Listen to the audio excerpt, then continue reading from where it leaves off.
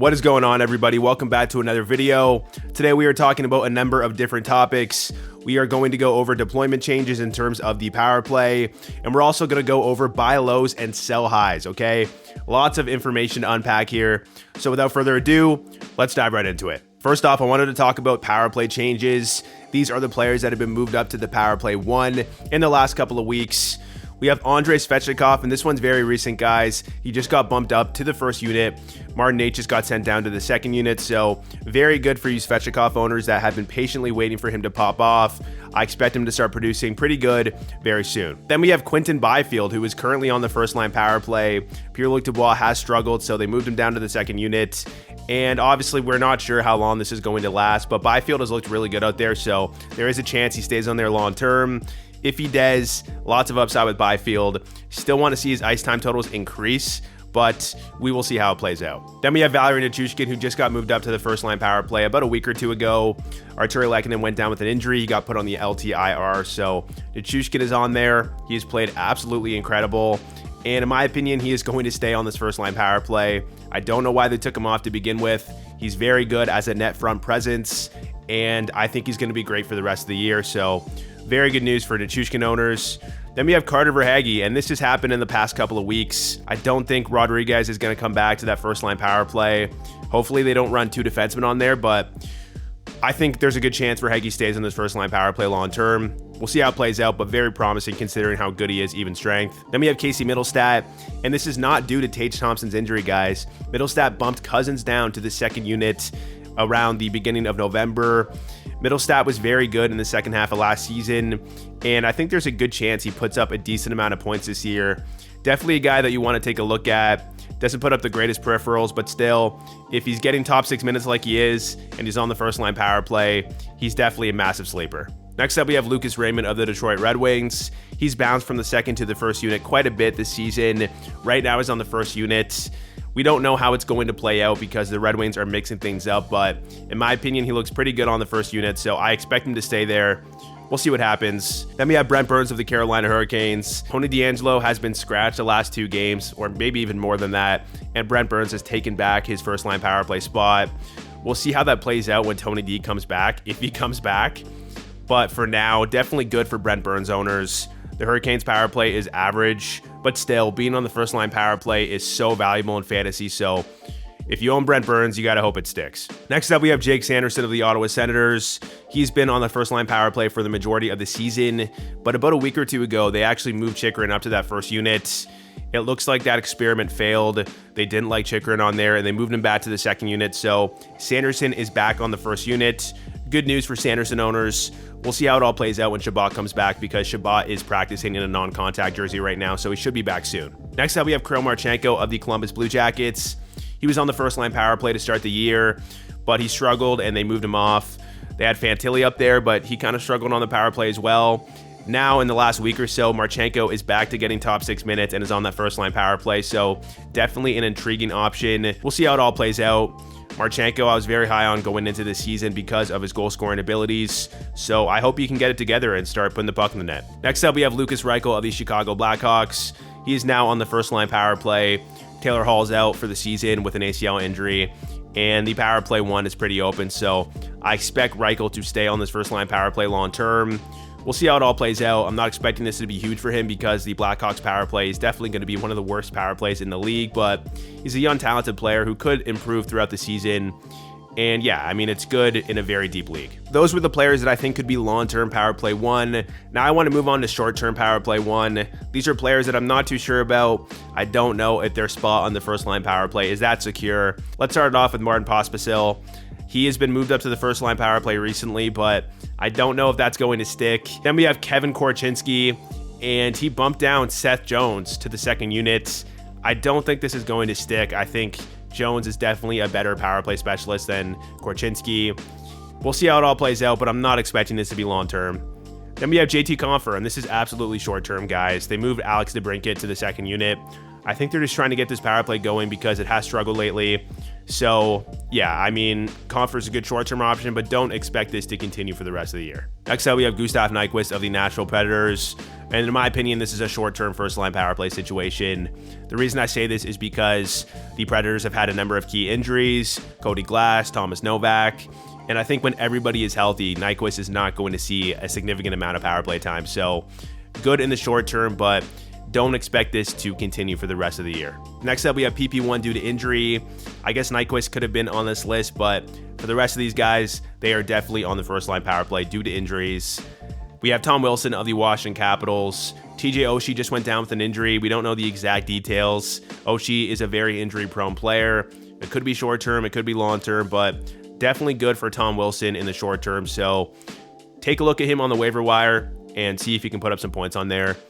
Then we have Cole Perfetti, and this guy could stay on the first line power play maybe, but when everybody was healthy, and that means when Velarde was healthy, Cole Perfetti was not on this first line power play. So when Velarde comes back, I do expect him to eventually take back that first line power play spot and for Perfetti to get knocked down to the second unit. Then we have JJ Peterka, and this guy has been really good lately. His deployment has been great, but a big reason for this is because Tage Thompson has been injured. He's expected to be back in a couple of weeks, so great short-term option with JJ Peterka, but don't expect him to stay on this first-line power play long-term. Next, we have Jonathan Drouin, and this is another situation where an injury has given him better deployment. Arturi Lehkonen went down with an injury, got put on the LTIR, so Drouin is now on the first-line power play with Nathan McKinnon, Mikko Rantanen, Cale Makar. Very valuable, and he's actually producing lately, so it is good news. I'm not expecting his production and his deployment to last long term, but for the short term, he could be a pretty decent option. Next up, we have teams with split power plays. The teams on this list are the Seattle Kraken and the Anaheim Ducks. This is not great for fantasy, guys. I've talked about this in my previous videos. We want a dedicated first unit and a dedicated second unit, and I don't think the Kraken are going to change that anytime soon. Maybe the Ducks, but if you're looking at power play totals for all their players, it's pretty evenly split among both units, so not sure how that's going to change, but in general, not very good for the players on these teams. Next up, we have three players that are still on the first line power play. I'm not sure how secure their role is, and that's why they are on this list, but for now, they are still on that first unit. We have William Karlsson of the Vegas Golden Knights. I think a big part of this was because, or a big reason for this was because Chandler Stevenson was out with an injury. Stevenson just returned, so there's a chance Karlsson gets bumped down to the second unit, but I think with the way that he's playing, they are rewarding him. We'll see how it plays out. Next up, we have Luke Hughes of the New Jersey Devils, and a lot of Dougie Hamilton owners are not happy with Luke Hughes being on the first unit, but he's still on there getting significantly more power play time than Hamilton, so good news for Luke Hughes owners. Luke Hughes hasn't been amazing, but with the way the Devils power play has been and the fact that, you know, he has that connection with his brother, I do expect this to be long-term. We'll see how it plays out. Then we got Nick Paul of the Tampa Bay Lightning. A lot of Hagel owners were hoping he was going to be on the first-line power play, but that has not been the case. Hagel's been playing pretty well, so maybe there's a chance he can, you know, get a look on that first unit. But for now, Nick Paul is staying on there. And yeah, we'll have to see how it all plays out. Then we have players that are returning from injury on the first line power play now. We have Brandon Montour. He's gone pointless in 4 games, but he's getting a lot of ice time, and I think he is just a little bit rusty. So hopefully he stays on the first unit and he performs like he did last year. Then we have Jared Spurgeon, and he also returned from injury recently. He's on that first line power play. Not sure how secure it is, but Spurgeon has been pretty solid in the last couple of seasons. The Wild have struggled immensely, so they might mix up their power play lines here and there, but for now, Spurgeon is on this first unit. On the flip side, we have players that have moved to the second unit. I've categorized these as long-term, concerned, and unsure. For the long-term section, what I mean by this is I think that they are not going to get back on the first unit. We have 3 players on this list. Ryan Johansson.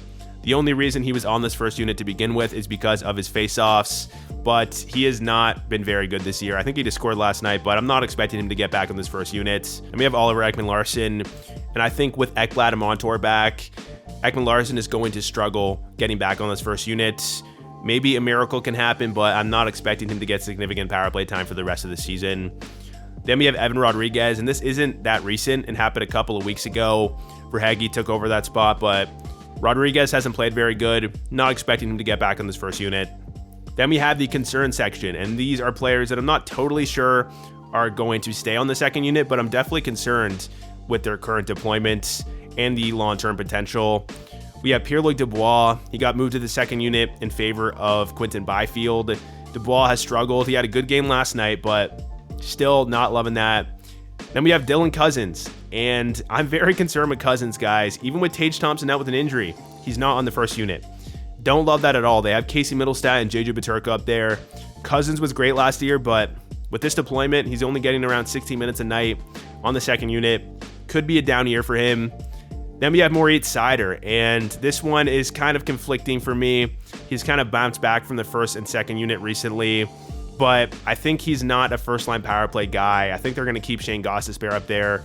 We'll see how it all plays out. I don't think running 2 defensemen on the first-line power play is going to work, so not good for Seider. Still a solid player, puts up a lot of shots, hits some blocks, but you really want that first-line power play time in fantasy. Then lastly, we have Tony DeAngelo. He hasn't necessarily been moved off the first unit, but he's getting scratched. They have Brent Burns on the first unit right now. I don't know how that power play is going to look when DeAngelo comes back into the lineup, if he comes back into the lineup, so I'm definitely concerned with it. Next up, we have players that I'm unsure about. I would say Seth Jones, I'm not too unsure about. I do believe he's going to get back on the first unit. I don't know when, but I think he's a better option than Kevin Korchinski. That's just my opinion. We'll see how it all plays out. Then we have Chandler Stevenson, and the only reason I'm unsure about him is because William Karlsson has been really good, so they may not want to take him off that first unit. He's been on the first unit, Stevenson, for the majority of the year, but he got injured, so we'll see what happens there. Next up, we have Martin Necas of the Carolina Hurricanes. Svechnikov got bumped up to the first unit, and Necas got bumped down to the second. I think we were all expecting Svechnikov to get back to the first-line power play. It was not a question of if, but when. The only question was who was going to get bumped down, and right now it's Necas. We'll see how it all plays out. I could see, Tara Vinen getting bumped down to the second unit, maybe even Seth Jarvis. But for now, not good news for Martin Necas owners. Then lastly, we have Jacob Chychrun. Chychrun got bumped up to the first unit about a week or two ago. He played okay, and then he kind of struggled. They took him off. Now it's Sanderson. I'm not exactly sure what is going to happen with Chychrun. He hasn't really been on the first-line power play for the majority of the season. If I were to guess, I think he's going to stay on the second unit. He still has value in fantasy, being on the Sens team, playing a lot of minutes, but with Shabbat and Sanderson in the mix, it is tough to get power play time. Next up, I just wanted to talk about some players that are shooting the puck more this season. I thought this was interesting to look at. We have Artemi Panarin. This was very surprising to me. He's always been a pass-first guy, but now he's shooting the puck a ton.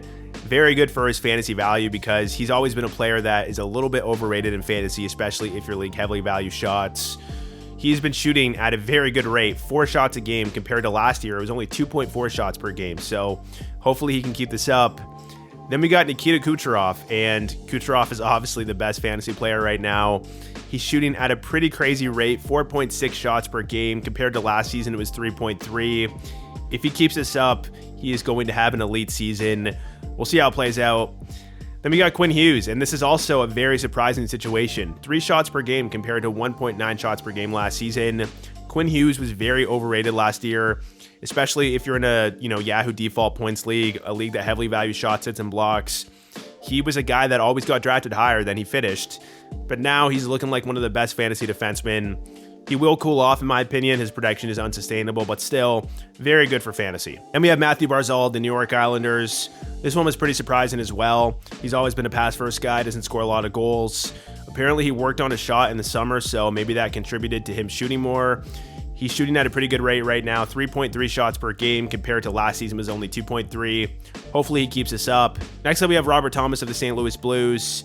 This is very good for Robert Thomas's fantasy value because he has been a guy that has struggled immensely in fantasy because of his lack of peripherals.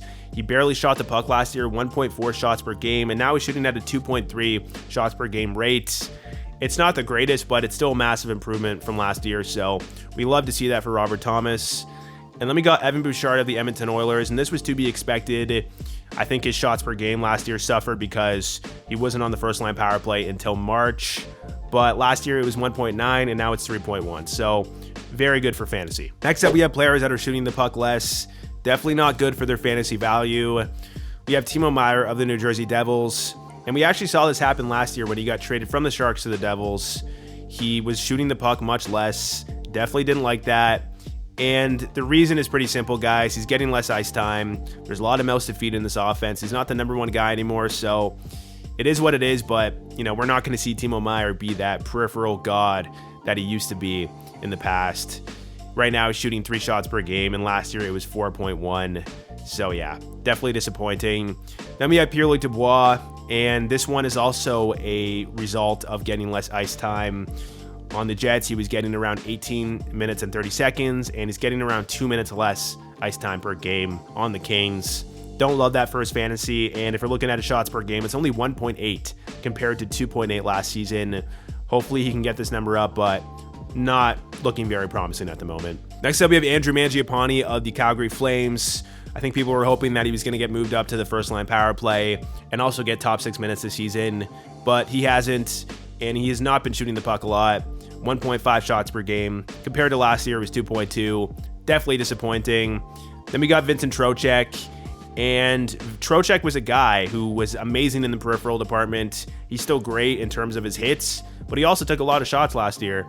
This year, it's not the same situation. 1.6 shots per game compared to last season was 2.7. Don't love that at all. Then we have Vladimir Tarasenko, and this is a result of not getting a lot of ice time. His deployment is very poor, guys. Not a huge fan whatsoever. 1.7 shots per game compared to 2.2 last year. He used to shoot the puck a ton on the Blues, so it sucks. It is what it is. He's getting older. He's not the same player. Next up, we have Patrick Laine of the Columbus Blue Jackets. This is a result of him getting less ice time this season. I do think his ice time is going to increase, and I do think he's going to shoot the puck more. A lot of the games, he's been benched, so that has affected these numbers. Right now, he's shooting at a 2.3 shots per game rate, and last season, it was 3.3. So definitely disappointing. We'll see how it plays out. Next up, we have players with notable higher ice times. The first player on this list is Frank Vatrano. Last season, he was only getting 16 minutes and 40 seconds of ice time per game. Now he's getting almost 2 minutes more. I do think his production is unsustainable because of his high shooting percentage, but this is very good for his fantasy value, and he should have a pretty good season. Then we got Noah Dobson of the New York Islanders getting over 4 more minutes of ice time per game this season than last year. His shooting percentage is a little bit high, but this is very, very good for his fantasy value. I didn't realize how low his ice time was last season. I think he's going to be a great fantasy defenseman. Then we got Filip Hronek. He was getting 21 minutes and 41 seconds of ice time per game. Now it's 24 minutes and 21 seconds. Very good. I do think he will cool down, but I think this is great for his fantasy value, and he's never gotten these high ice time totals in his career, so we'd love to see that. Next up, we have Travis Sanheim. I do think he will cool down, and he's already started to cool down, but he's getting 6 more minutes of ice time per game than last season, so if he continues with this deployment, he should be pretty solid for the rest of the year. Then we got Sean Durzi. He's on the first-line power play now on the Arizona Coyotes, and he's getting over 3 more minutes of ice time per game this season than he did on the Kings, so good for his fantasy value. Then we have Seth Jarvis getting 3 more minutes of ice time per game. Awesome. We love to see it. Hopefully he can keep that up with Svechnikov back. I hope that it doesn't affect Jarvis's deployment. We'll see how it plays out. Next up, we have Casey Middlestat of the Buffalo Sabres. He's getting almost 3 more minutes of ice time per game this season than he did last year. I think a big reason is obviously Tage Thompson's injury, but still, even when Tage Thompson was healthy, he was getting better deployment. He's on the first-line power play. I love this for his fantasy value, and I think he's going to be pretty good this year. Then we got Mason McTavish getting 2 more minutes of ice time per game than last season. McTavish has been playing incredible, and if his ice time stays around this number, he should be in for a good season. And then lastly, we have Evan Bouchard. I think this was to be expected. We saw this ice time increase after the Tyson Barrie trade last year, but I thought I'd highlight it. Very good for fantasy. I mean, last year it was pretty brutal, 18 minutes and 30 seconds per game, so we love to see it. Next up, we have notable players that are getting lower ice times this season. The first player is probably the most disappointing one. It's Owen Tippett of the Philadelphia Flyers. He's only getting 15 minutes and 11 seconds of ice time per game compared to 17 minutes and 25 seconds last season. Cam Atkinson and Sean Couturier are back, and this definitely has affected his ice time. He hasn't been on the first line power play a lot either. It looks like his deployment is getting better recently, but it's still not great. So yeah, it sucks to see because Owen Tippett broke out last year, and I think everyone was expecting him to have a pretty good season. Then we got Tony DeAngelo, 6 less minutes of ice time per game on the Canes and the Flyers last year. You hate to see it. Really bad for his fantasy value. We have Pierre-Luc Dubois getting 2 less minutes on the Kings than he did on the Jets. Capo Kakko only getting 13 minutes and 54 seconds of ice time per game. Absolutely brutal. The Rangers don't know how to develop their young guys. Tough for Kakko owners. Then we got Rickard Rakell of the Pittsburgh Penguins. 3 less minutes of ice time per game. Not on the first line power play. Moved down to the third line. Very disappointing stuff for Raquel, who was great last year, especially if your league heavily values shots, hits, and blocks. Then we got Jacob Verana. 3 less minutes of ice time per game this season on the Blues than last season on the Blues. Very disappointing. I was hoping they were going to give him top 6 minutes and have him on the first line power play because he's such a good goal scorer, but it is what it is. It's not good for fantasy whatsoever. We got Ivan Barbashev. He was getting 17 minutes and 39 seconds of ice time per game on Vegas last year, and now it's only 14 minutes and 47 seconds. 3 less minutes of ice time per game. That ice time is not going to cut it in fantasy, so doubt he will be relevant this year.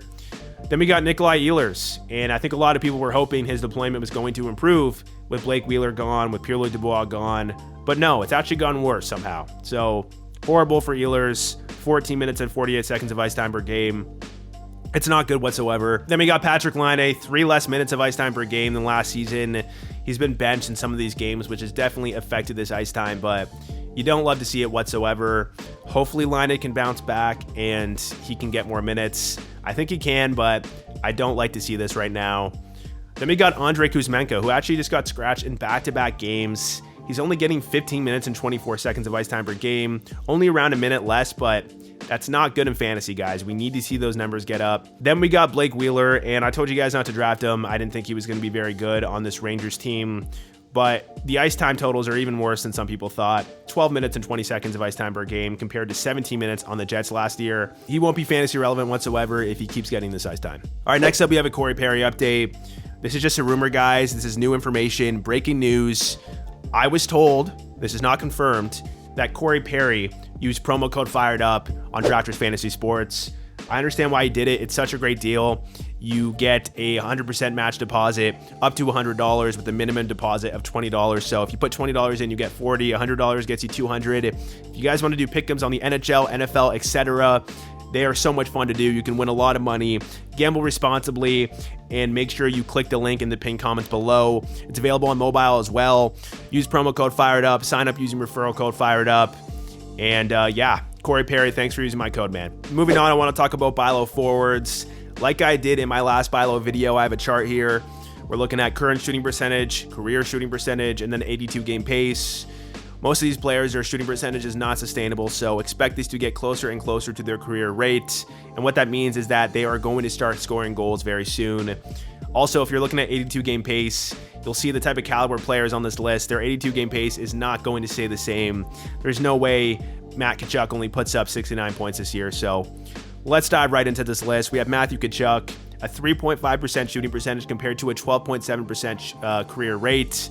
That is not sustainable, guys. Buy low on Matt Tkachuk. Definitely one of my favorite buy lows right now. Next up, we have Nathan MacKinnon. He has been playing pretty good, on pace for 103 points. However, his shooting percentage is pretty low at 6.5%. This is compared to a 10.1% career rate, so expect MacKinnon to start scoring more goals soon. Then we got Kirill Kaprizov. He has been struggling this year, only on pace for 77 points and 27 goals. He has a 9.7% shooting percentage compared to a 15.6 career rate, so expect him to bounce back. The Wild are going to bounce back, in my opinion. Their power play is going to improve, so just wait for it, guys. I would buy low on Kaprizov if you can. Next up, we have Mika Zibanejad of the New York Rangers. He has bounced back recently. He had a 2-goal game. However, he still should bounce back more. 7.7% shooting percentage compared to a 13.2% career rate. He was a slow starter last year, only on pace for 17 goals and 60 points, so you need to buy low in Mika Zibanejad. He is going to pop off very soon. Then we got Jordan Kyrou of the St. Louis Blues. I think he's been on every buy low video I've made, but in my opinion, he is going to bounce back big time. Only a 6% shooting percentage compared to a 12.8% career rate. That is not sustainable. He's only on pace for 17 goals and 51 points. Guys, he was the slowest starter last year. He put up 37 goals last season. He is a guy that is absolutely going to bounce back, and you could definitely get a good deal for him, so make sure you buy low on him. Next, we got Andrei Svechnikov. He has not scored a goal this year, but he just got bumped up to the first unit. He tore his ACL last year, so him being rusty was to be expected. I think he is going to bounce back very soon, and you could get a good price on him. Puts up great peripherals as well. Then we got Alex Ovechkin, 7.7% shooting percentage compared to a 12.9% career rate. Expect him to start scoring more goals soon. He's only on pace for 24 goals this year and 57 points. I understand that him getting older is definitely a factor in this. He's going to get worse year after year until he retires, but I don't think that he's going to put up only 24 goals this year. I still think he's a 35 goal scorer.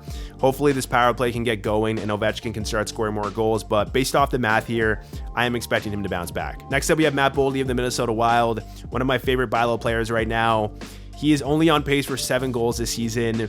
This was a guy that put up 30 goals last year. He's a young player with a lot of talent. He got injured. He has struggled since coming back from this injury, but I expect him to get going very soon.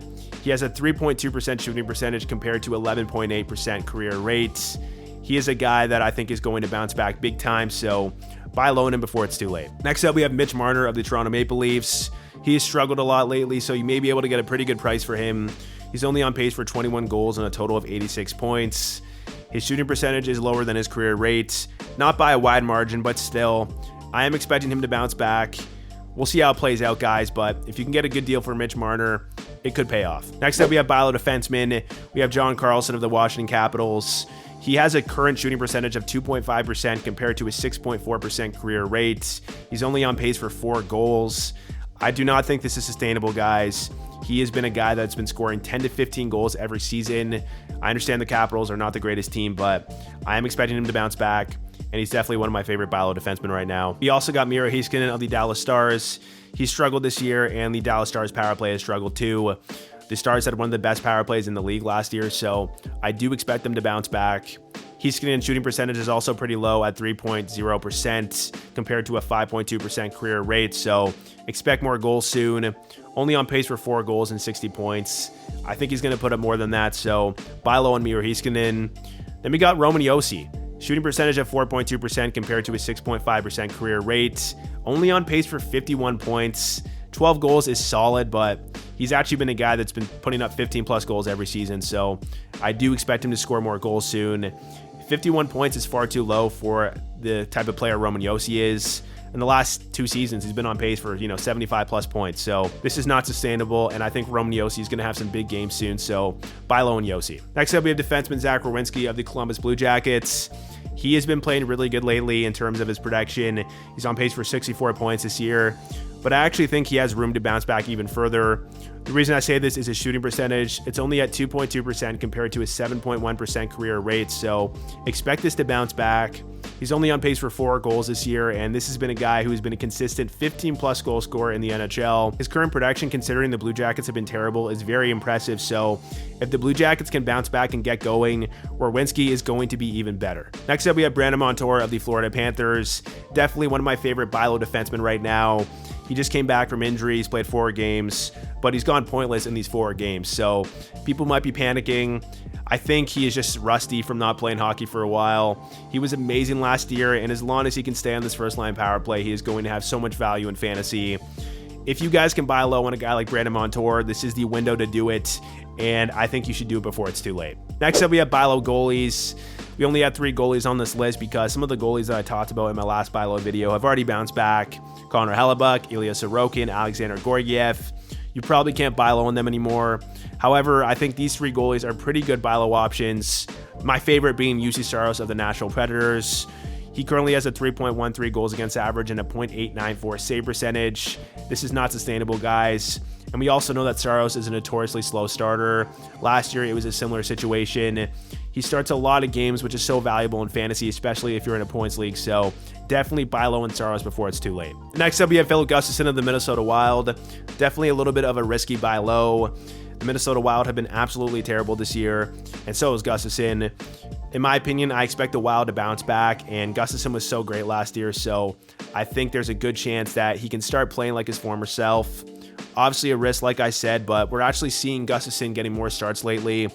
I think Fleury is getting up there in age, and Gustafsson is eventually going to become the #1 starter again, so I think it's a good buy low, but yes, there is some risk here. Lastly, we have Vitek Vanacek of the New Jersey Devils. Even though he's been terrible, he's been getting the majority of the starts, which is really good news.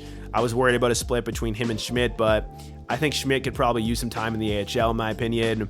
Vanacek, I think, will bounce back. He's not going to be great in the save percentage department because the Devils don't let a lot of shots against, but the Devils should still be a playoff team. They're going to get more wins soon, especially with them getting more healthy. So I think Vanacek is a solid buy low option. Next up, you got some injured buy lows. Not too many players on this list, but we have Tage Thompson. This is probably my favorite injured buy low. He's out for a couple of more weeks, and he's a guy that can single-handedly win you some weeks in fantasy. So definitely buy low on Tage Thompson if you can get a good deal. Then we got Adam Fox of the New York Rangers. He is on one of the best power plays in the league. So if an owner that has Fox is struggling and needs some immediate help, definitely look to buy low on Adam Fox. Finally, we got to talk about some sell high players. A very controversial segment. I understand it's hard to trade players when they're producing really good, but if we're looking at the math, they are going to cool down, okay? I wanted to give you guys some examples off the top of my head. Dylan Larkin, Alex DeBrincat, Shane Gostisbehere, even a player like Elias Pettersson has cooled down. You could have got super great value for them in a trade, but you probably held on to them, and now you can't get that good value for them in a trade. So this is something you need to consider with these players. If you can get a really good trade, then I suggest you do it. I had somebody ask me JT Miller for Connor McDavid. That was a trade that was on the table. Yes, take that, okay? You need to understand that this production is not sustainable. So let's break this down, guys. First off, we have JT Miller. Shooting percentage is 26% compared to a 14.8% career rate. That's going to come down to normal. Please sell high on JT Miller. He's on pace for 48 goals and 123 points. Come on, guys. What are we doing here?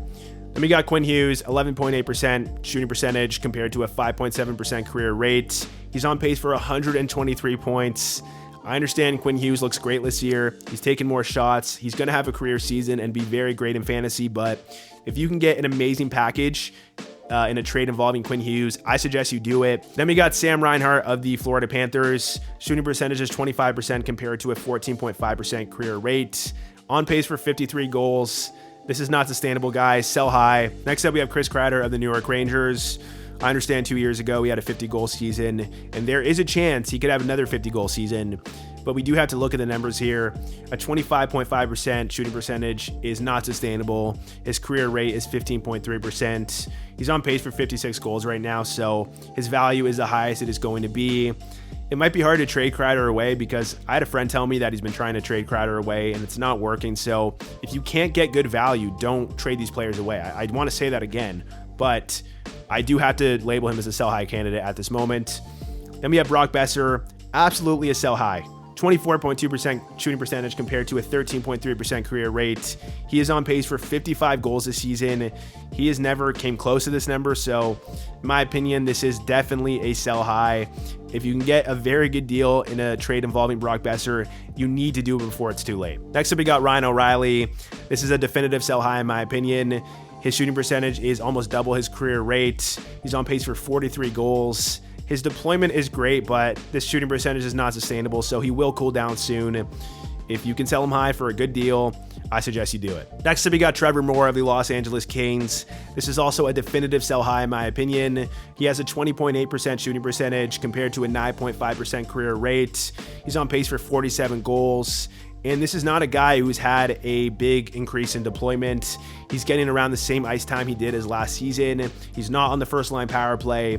He will cool down, and you are going to regret not selling high on him. Next up, we have Frank Vatrano of the Anaheim Ducks. And I do want to say that his deployment has improved from last season. He's getting 3 more minutes of ice time per game. Like I said earlier on in this video, he will have a good year.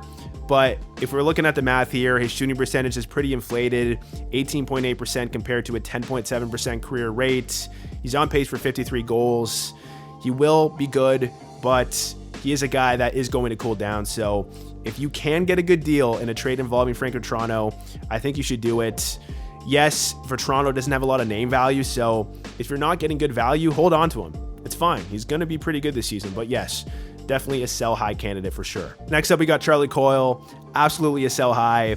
His shooting percentage is more than double his career rate, 23.1%. He's on pace for 36 goals. His deployment hasn't improved that much from last season. He is in the top 6 now, but he's not getting a lot of ice time. So yes, he will cool down and you need to sell high, okay? Finally, we got William Karlsson of the Vegas Golden Knights. His shooting percentage is 18% compared to a 12.6% career rate. He's on pace for 35 goals. I just don't think William Karlsson is going to have a fantastic season. He's currently on the first line power play, but I do think he will get bumped down to the second unit at some point. Maybe this is a career resurgence and a bounce back season for him, but I think if you can get good value for him, it's probably going to pay off. All right, guys, that's the end of the video. Make sure to hit that like button if you enjoyed it. Subscribe if you're new to the channel, and I will catch you in the next one.